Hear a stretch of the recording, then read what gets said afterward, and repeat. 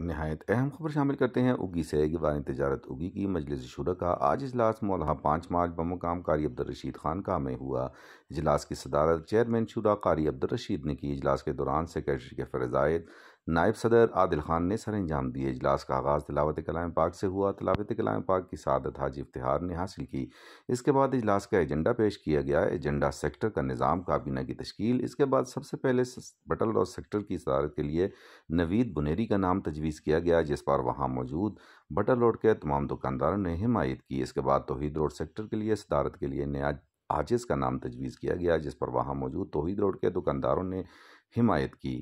مانسہر road کے دکانداروں نے عامر بنیری کو اپنا صدر منتخب کیا۔ اسی طرح اسلم تنوری شیرگر روڈ نمبر 1 اور امجد عباسی شیرگر روڈ نمبر 2 کے صدر منتخب ہو گئے۔ اس کے بعد اتفاق رائے سے تمام سیکٹر کی کابینہ کی تشکیل دی گئی۔ اس کے بعد اجلاس شورا کا ارکان نے خطاب کیا، جن میں قابل ذکر حاجی عبدالقیوم، حاجی مختار، ڈاکٹر نیاز، اسلم تنوری، نواز احمد، امجد عباسی، حاجی افتخار اور دیگر نے خطاب کیا۔ اپنے خطابات میں مقررین نے نو منتخب صدور اور نئی کابینہ کو مبارکباد پیش کی اور انسانیت کی خدمت کے جذبہ کام کرنے پر زور دیا۔